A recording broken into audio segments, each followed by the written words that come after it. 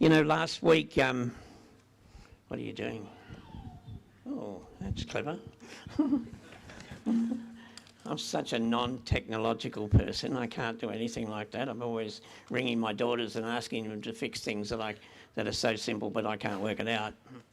Well, last week, Mitch brought a message called Practice Resurrection, which called on us to pursue things that have eternal value, which during the week when I was thinking about his message, I said, are there aspects in my life that I'm pursuing that are more about me and my wants and needs rather than eternal values? Well, currently I'm reading in the scriptures passages that I've read many times before. It's about when Moses leads the nation of Israel out of captivity. You know, you remember the stories, you know, he's trying to get out, Pharaoh won't release the Israelites, so God rains down all these plagues that makes Pharaoh want to get rid of him. And of course, as they start to leave, then Pharaoh decides he might get them back, and of course God parts the Red Sea and they go across. How amazing that would be. And now Moses grows older, and he starts to hands the leadership over to Joshua, and I'm sure that was a very daunting thing for him. That's what he does. And Moses tells Joshua this. Can we have the first slide, please? He says, be strong and courageous. Do not be afraid or terrified, for the Lord your God goes with you. He will never leave you nor forsake you. Incredible, isn't it? Be strong and courageous.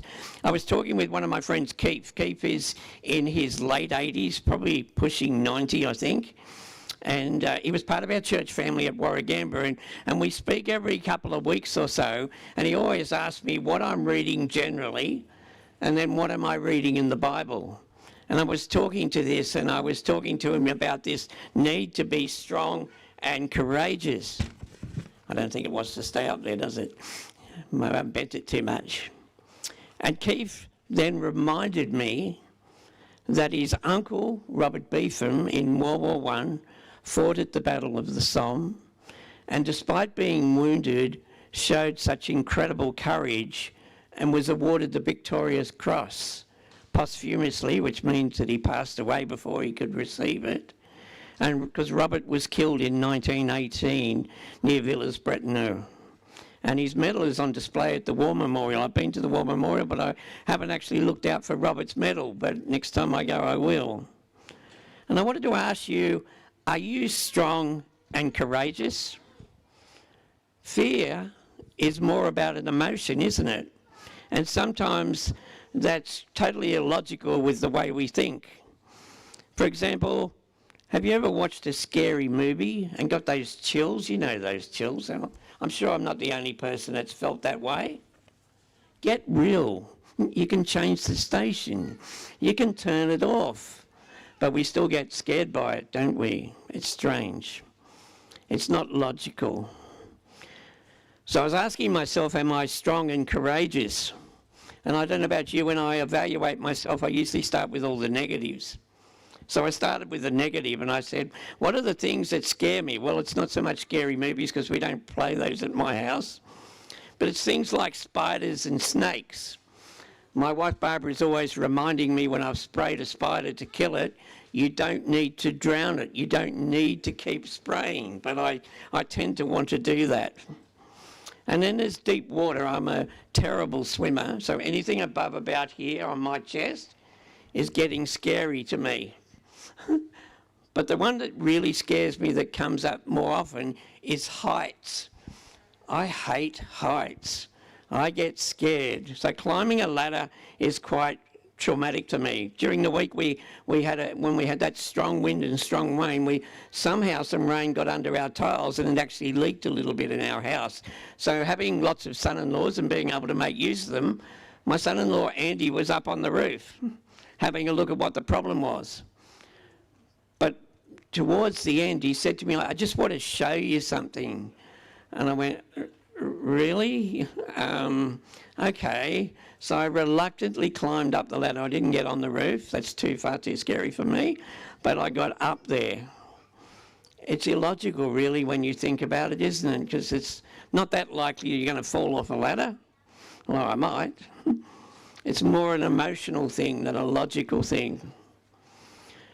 But I contrast that with something serious in my life. In 2018, I was diagnosed with cancer, and I've had surgery, and then a year or so later, I had radiation and all that.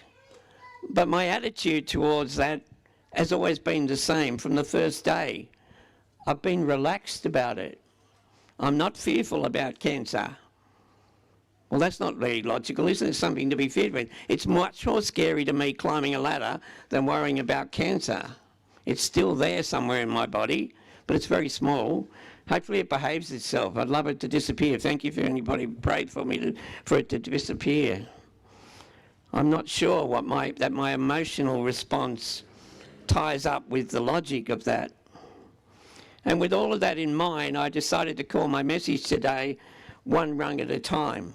Because as I climb through different challenges in life, some parts are easy, the first couple of steps on a ladder, and after that, progressively worse for me. I wonder, do you have a favourite character in the Bible? Someone that you admire how they handle challenges? You know, for me initially it was David the shepherd boy. He's amazing. He goes out to fight Goliath and he only takes a slingshot. I would have liked to take a double-barrel shotgun or something like that. Give me much more chance. But he goes out anyway, which is courageous. But these days, I like someone else more than David. I like Simon Peter, who was, as we've read in the Bible, was in the boat. He's a simple fisherman. But when he encounters Jesus, he drops his nets, he leaves his boat behind, and he follows Jesus. He leaves everything that he's ever worked for behind him and goes. And of course his brother Andrew goes with him, which is nice and special. I think that is quite courageous, to stop what you're doing and to do something else.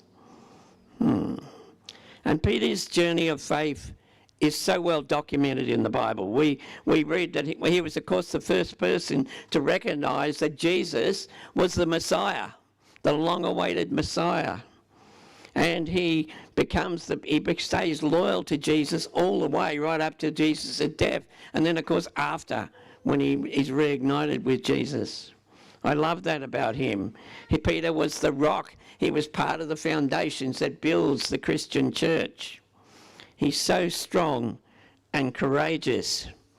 But that's actually not the reason why I like him best, why he's a favourite with me. I don't think you'll ever guess why the other reason is. But the other reason is because he fails at times.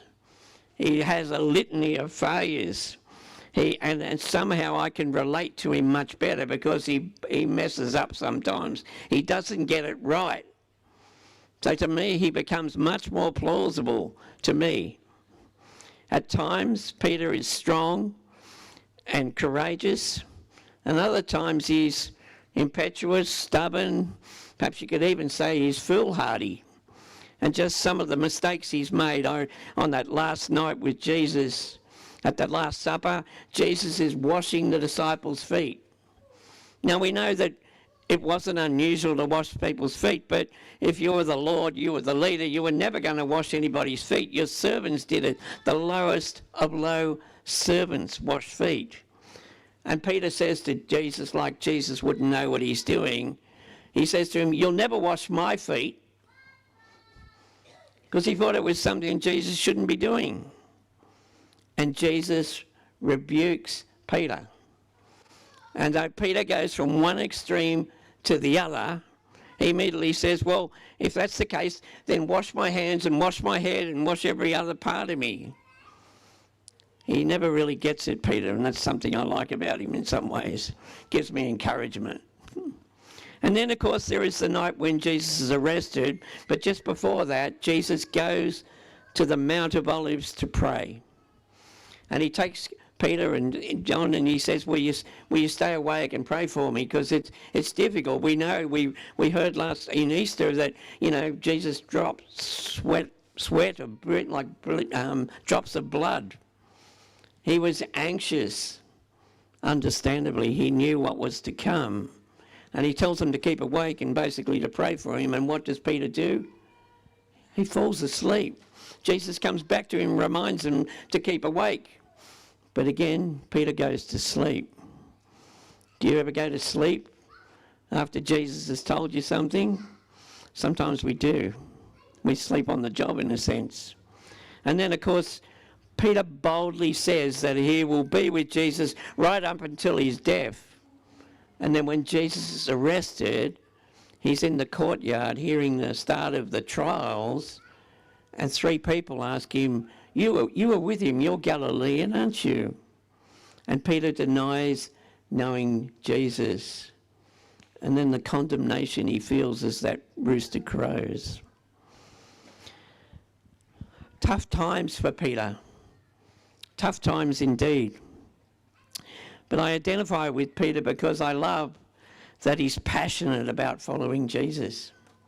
He's so passionate about doing it.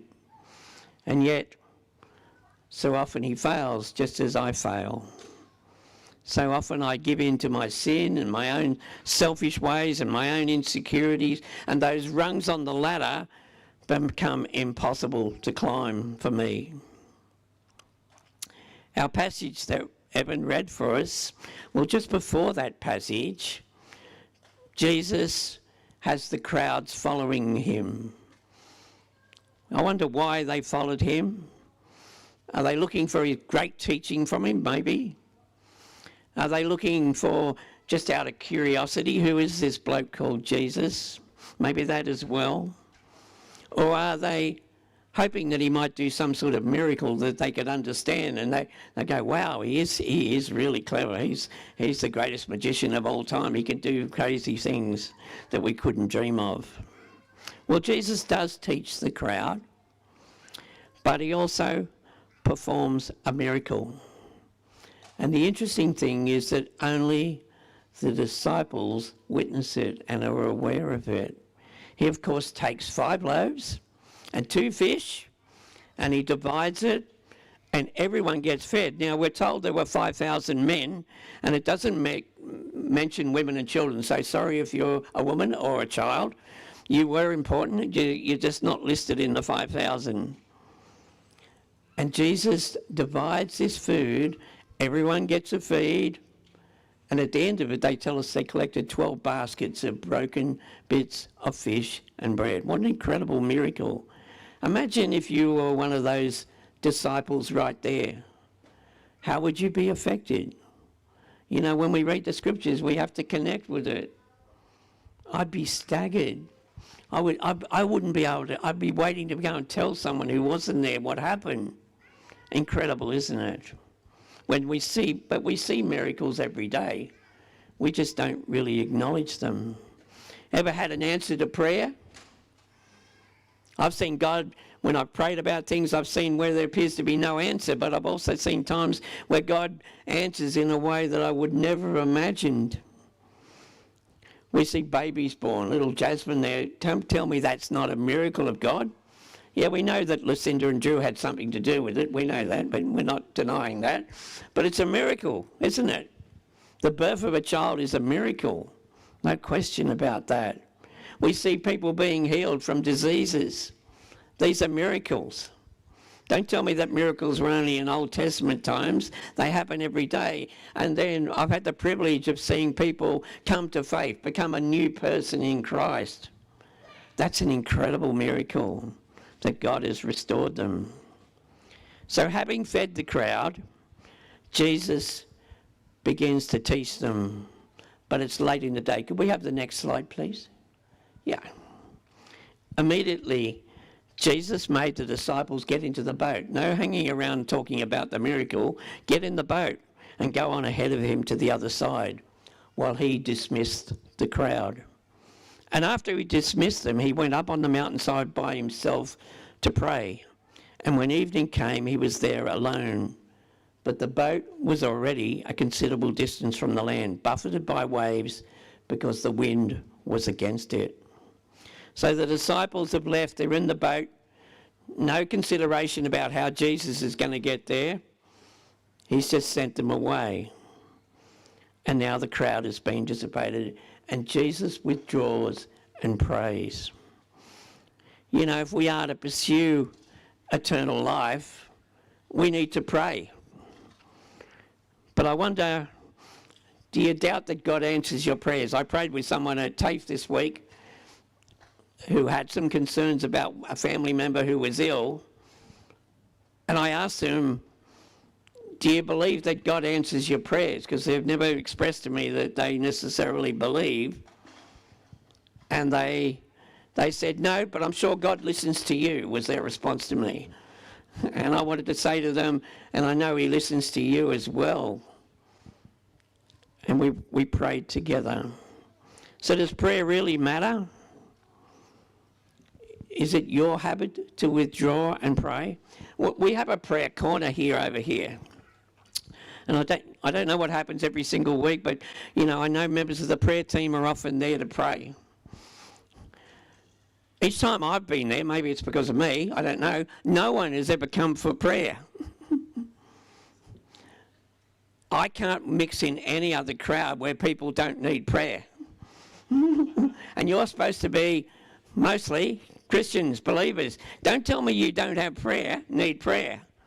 It might be something special. Whatever those rungs on the ladder are for you, can I encourage you to go and seek prayer? I really want to encourage you to do that, because prayer moves things. It moves the mountains that are such big obstacles in our life. It moves them, and we get answers. Yes, I know you can go home and pray. If you don't want to go to the corner, can I ask you to pray with the people next to you? Some people start moving away at this rate from sitting next to anyone. But please pray. So don't be afraid of coming forward.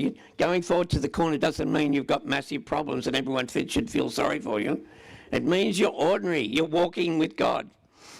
Because we all have problems. I find it strange, as I say, that other people want to do that. I was reading a book this week about prayer.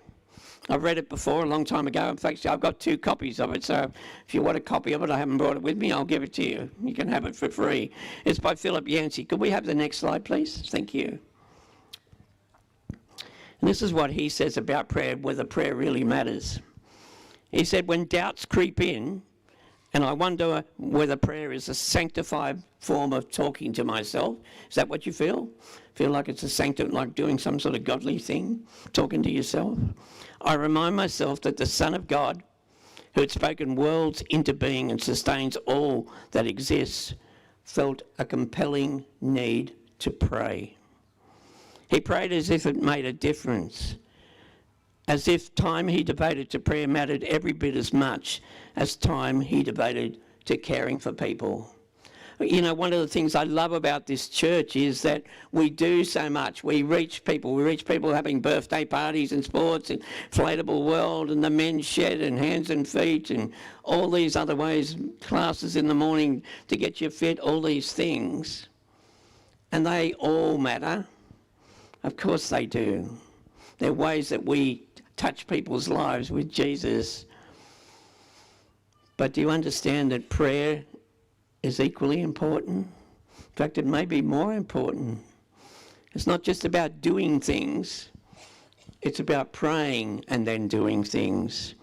The first rung on the ladder for all of us needs to be prayer as you climb that ladder. Now, of course, there's more things to come. The boat with the disciples is crossing the lake. The lake's about 5 miles wide, and they're going into the wind, so they're probably rowing. And they're about 3/4 of the way across the lake, and they've rowed about 3.5 miles. That would be a hard row, I think. Still 1.5 to go. But the wind is strong and it's buffeting the boat. We're told it's in the 4th watch. So it's between 3 a.m. and 6 a.m. in the morning. Ever felt like going rowing at 3 a.m. or between there and 6 a.m.? I suspect not. If we could have the next slide, please. Thank you. So during the 4th watch of the night, Jesus went out to them, walking on the lake. And they were terrified. It's a ghost, they said, and cried out in fear. But Jesus immediately said to them, "Take courage, it is I. Don't be afraid. Lord, if it's you, Peter replied. Only Peter would say this. Tell me to come to you on the water. Come, he said. Then Peter got down out of the boat, walked on the water, and came towards Jesus. Would you have got out of the boat? I think I would be in the crowd that would be terrified thinking it was a ghost walking on the water to us. So I understand where the disciples are. And you know what would have happened to them? They would have immediately forgot about the miraculous 5,000 plus being fed. They're now in fear. Isn't that what happens? We see God move in our lives and do something, and then we come against another challenge, another rung as I describe it, another step out of the boat of our lives. And we get fearful. We forget it's who God is. We forget about the power of God. We forget about all those things because we're in fear. We're starting to now rely on ourselves. And each rung on that ladder for me, as I've already told you, is scary. We forget. You know, as a new Christian, I'd been a Christian about 6 weeks. And I hit one of those roadblocks in faith that we all face. I was starting to doubt. I had some doubts. I'd taken a long time to make a decision, but I started to doubt. And my spiritual father, my first spiritual father, who was Tom, who was Arthur Rickersey's father, Tom came to me and he gave me a verse. Can I have the next slide, please? There they are. And this first version of it has stayed in my heart and my mind for a long, long time. I've used it multiple times. It said I can do, it's from Philippians 4:13. It says I can do all things through Christ who gives me strength. See, I'm not relying on myself. You don't have to rely on yourself. You can rely on Jesus to help you, to give you courage when you don't have courage, to give you capability when you don't have capability. In fact, the more that is, the better. You know, that's how God works. And then this week when I was reading it, I'm sorry, I don't even know what version it came from, I was looking at this verse, this other version of the verse in a different version of the Bible. I must look up which one came to me, and I think it explains it even more. It says, whatever I have, wherever I am, I can make it through anything in the one who makes me who I am. Isn't that powerful? Whatever I have, wherever I am, I can make it through with Jesus as my help. He makes me who I am. So as Jesus approaches the boat, Peter, this incredibly brave man, impulsive man, gets out of the boat and starts walking to Jesus. There's no logic here, is there? This is not a normal event. Peter is just responding in faith. And sometimes I think we need to understand what God is calling us to do, because there's often not much logic in what we think it is. We just need to respond to the call of Jesus. Does it call on you to be strong and courageous? Well, it does. You know, our prayer life, which I said was our first rung, will provide you with the information you need to know to take that step of faith, to get out of the boat or to climb some more rungs on that ladder. Taking a step of faith is definitely the second rung on life's ladder. But if we're led by prayer to take steps of faith, what happens next? Well, I don't know about you, but I know what happens next. Satan starts to challenge us. And we see what happens to Peter, this faithful man. What's he do? He takes his eyes off Jesus and he starts to think. He's a bit slow getting to thinking sometimes, Peter. And he starts to think about, I'm walking on water. I can't do that. And as he takes his eyes off Jesus, he starts to sink. And that's what happens to us as too. Have you ever started something that you know God wants you to do, and then you take your eyes off Jesus and you start to doubt yourself? You start to doubt why I'm doing this. No longer do you feel strong and courageous. Our fears take over. We want to get back in the boat before we get into worse trouble. Well, for me, I want to climb back down the ladder, get my feet on the ground so I feel safe. And Satan applauds you. Your fears and doubts, he wants to feed into them. He loves you doing that. If we could have the next slide, please. Thank you. But Jesus doesn't abandon you. It says, immediately, Jesus reached out his hand and caught him. You of little faith, he said. Why did you doubt? And when they climbed back into the boat, the wind died down. Amazing, isn't it, really, when you think about it? Peter calls out to Jesus to save him, and immediately Jesus saves him. I wonder whether you need to reach out to Jesus.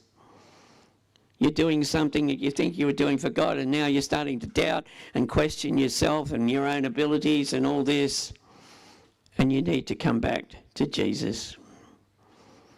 Satan wants you to believe that God doesn't care about you. He doesn't love you because you're unlovely. You're not beautiful enough. You're not faithful enough. In fact, you're not that special. You know, that's exactly how sometimes we feel. But it's not true. You are a child of God, each and every one of us. And you belong to a family. The family gathering which we're having here, this is part of God's family, is so big. And you belong to it in every way.